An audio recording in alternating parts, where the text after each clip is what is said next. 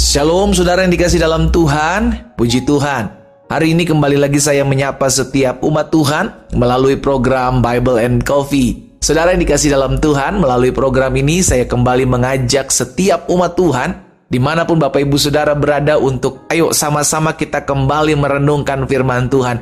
Kita merenungkan firman Tuhan karena kita tahu kita butuh Tuhan setiap hari. Amin. Kita merenungkan firman Tuhan karena kita percaya apapun yang kita dengar melalui firman-Nya akan timbul iman, dan iman itulah yang memampukan kita untuk menghadapi setiap keadaan, menghadapi setiap pergumulan dalam keseharian hidup kita. Dan tentunya ketika kita mendengarkan firman Tuhan, maka diterangi langkah kita, dituntun hidup kita, sehingga kita masuk dan berjalan dalam seluruh jalan-jalan Tuhan yang sempurna. Saudara dikasih dalam Tuhan, dimanapun Bapak Ibu Saudara berada, kita akan kembali merenungkan firman Tuhan. Kita berdoa, kita datang kepada Tuhan.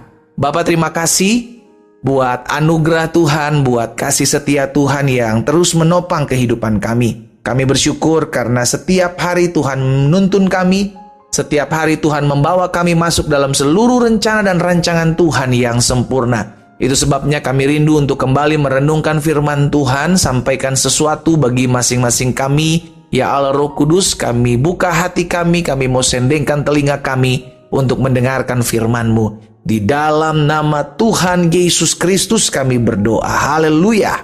Amin, amin. Puji Tuhan. Nah, saudara yang dikasih dalam Tuhan, suatu kali bangsa Israel dalam perjalanannya di padang gurun bersungut-sungut, mengeluh, mau makan daging, ya kan? Karena selama ini mereka makan mana yang turun setiap pagi, yang diberkati oleh Tuhan, saudara. Kita lihat sama-sama Bilangan pasal 11 ayat yang keempat. Bilangan pasal 11 ayat yang keempat ini. Orang-orang bajingan yang ada di antara mereka kemasukan nafsu rakus. Saudara dikasih dalam Tuhan, ada segelintir orang di antara bangsa Israel yang ternyata adalah orang-orang asing yang ikut dalam eksodus, ikut dalam keluaran, ya kan, ikut dalam perjalanan mereka keluar dari tanah Mesir bersama-sama dengan bangsa Israel. Alkitab katakan mereka adalah orang-orang yang kemasukan nafsu rakus, dan orang Israel pun menangis pula serta berkata, siapa yang akan memberi kita makan daging? Saudara yang dikasih dalam Tuhan, di sini kalau kita lihat mereka terpengaruh. Nah, ini sebabnya saya bilang hati-hati sekali dengan rayuan, hati-hati sekali dengan bujukan, ajakan si jahat, yang seringkali itu ada di circle kita, yang seringkali itu ada di sekeliling kita. Bujukan untuk melakukan perzinahan, bujukan lakukan berselingkuh, bujukan untuk melakukan minum-minuman keras, bujukan untuk melakukan korupsi. Itu terkadang ada di circle kita, di sekeliling kita. Itu sebabnya kita harus berhati-hati. Nah, dalam hal ini, saudara yang dikasih dalam Tuhan, bangsa Israel terpancing dengan keadaan. Iya juga ya, kita selama ini ikut perjalanan mengiring Tuhan, tapi kok yang kita makan mana terus? Setiap hari mana? Kita teringat. Jadi kalau kita baca seterusnya, mereka teringat akan segala sesuatu yang mereka makan enak di Mesir.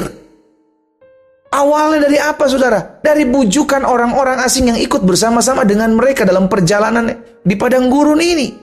Mereka kemasukan nafsu rakus. Mereka teringat akan makanan-makanan yang enak, sekalipun mereka diperbudak di Mesir, mereka terikat di Mesir, ya kan? Tetapi mereka makan makanan enak. Dan itu mereka lebih memilih hal tersebut, saudara dikasih dalam Tuhan. Karena apa? Karena mereka terpengaruh, mereka termakan perangkap bujukan si jahat. Hadirnya ketiadaan rasa syukur. Ini yang bahaya, saudara.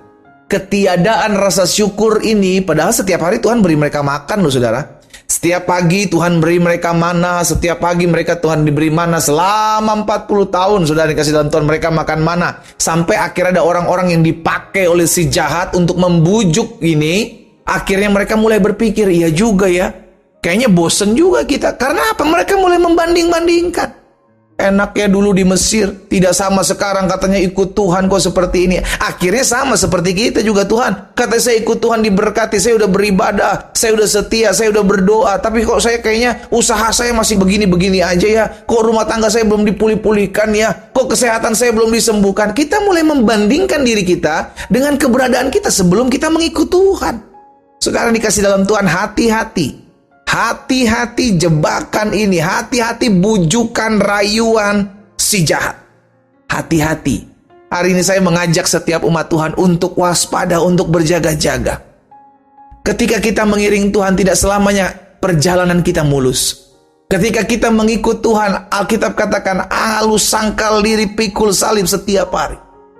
Tetapi kalau kita mau jujur, kita kembali mengingat masa-masa lalu sebelum kita mengikut Tuhan, kita bisa lakukan apapun juga. Kita bisa melakukan dosa-dosa yang sebenarnya saat-saat ini juga dilarang oleh Tuhan. Kita masih bisa melakukannya dulu. Kita mulai ingat, enak juga ya dulu ya. Waktu saya belum datang sama Tuhan, hidup saya belum dipulihkan. Aduh, dulu saya suka-suka. Mau minum mabuk, ayo. Mau berzina, ayo. Mau berjudi, ayo. Mau rugikan orang, ayo. Membohongin orang, ayo. Tetapi sekarang kok mau buat ini nggak boleh, buat itu nggak boleh. Disitulah kita mulai merasa jenuh, capek, lelah untuk ikut Tuhan. Hati-hati. Bujukan-bujukan, rayuan-rayuan jahat, si jahat di akhir zaman ini akan semakin gencar. Dan orang-orang yang dipakai adalah orang-orang yang ada di circle kita. Alkitab bilang, hati-hati terhadap pergaulanmu. Pergaulan yang buruk merusak kebiasaan-kebiasaan yang baik. Saudara yang dikasih dalam Tuhan, berjaga-jaga. Saya percaya setiap kita pernah mengalami rayuan bujukan si jahat ini untuk kita terhilang, untuk kita dijauhkan dari Tuhan. Tetapi saya berdoa di dalam nama Yesus sehingga engkau tetap memiliki pendirian yang teguh, iman yang teguh untuk mengatakan tidak dalam nama Yesus terhadap tawaran-tawaran si jahat. Saya mau mengajak setiap kita umat Tuhan untuk sadar akan hal ini. Berjaga-jagalah, waspadalah, karena waktunya semakin singkat. Sehingga setiap kali kalau kita tidak berjaga-jaga, maka bujukan itu kita anggap benar. Lihat peristiwa Taman Eden. Ketika ular berusaha membujuk Hawa, saudara dikasih dalam Tuhan, lihat. Kalau engkau makan buah ini, engkau akan jadi sama seperti Allah. Itu bujukan, ajakan, rayuan. Tetapi kitalah yang meresponi. Hawa meresponi untuk memetik buah itu. Pada akhirnya saudara dan saya, kita yang meresponi. Apakah kita mau meresponi bujukan rayuan si jahat? Atau kita tangking dalam nama Yesus pergi? Alkitab bilang, tunduklah kepada Allah, lawan iblis, maka ia akan lari daripadamu. Atau itu yang kita lakukan? Kita berdoa, kita datang kepada Tuhan. Bapa, dalam nama Tuhan Yesus, hari ini kami diingatkan firman Tuhan bahwa seringkali ada ajakan, bujukan dari si jahat untuk membuat kami jauh, terhilang dari Tuhan. Seringkali bujukan rayuan ini membandingkan hidup kami ketika kami mengikut Tuhan dengan hari-hari sebelum kami mengikut Tuhan. Mungkin kami bisa melakukan segala sesuatu yang kami suka, yang kami mau, yang kami nikmati, yang padahal itu membuat kami jauh dari Tuhan. Tetapi hari ini kami mau sadar, hari ini kami mau diingatkan, Tuhan Yesus tolong kami. Sehingga kami ketika diperhadapkan dengan tawaran, bujukan, rayuan dari si jahat untuk membuat kami terhilang dari jalan-jalan Tuhan, kami mau berkata tidak di dalam nama Yesus. Kami mau menundukkan diri kami kepada Allah. Kami mau melawan iblis dan kami percaya mereka akan lari daripada kami dalam nama Yesus Tuhan. Hamba serahkan ke dalam tangan Tuhan yang kuat. Oh Tuhan Yesus, tolong setiap umat-Mu, agar kami memasang hati kami untuk telinga kami untuk dengar-dengaran akan Tuhan. Dan mau mengikuti apa yang Tuhan mau saja. Hamba berdoa buat umat-Mu dalam nama Yesus. Dalam nama Yesus. Kalau ada di antara mereka yang hari-hari sedang masuk dalam jebakan, masuk dalam bujukan rayuan si jahat, untuk mereka mengambil keputusan meninggalkan Tuhan, hari ini aku berdoa dalam nama Yesus. Tuhan jamah hati mereka. Tuhan kuatkan, teguhkan iman mereka. Sehingga mereka menjadi pribadi-pribadi yang kuat. Hamba juga berdoa buat yang sakit di dalam nama Yesus. Tuhan jamah dan sembuhkan. Karena hamba percaya bilur-Mu menyembuhkan, firman-Mu disampaikan, disembuhkan setiap mereka. Terjadi dalam hidup anak-anak Tuhan. Di dalam nama Yesus Kristus Tuhan hamba berdoa. Haleluya. Amin.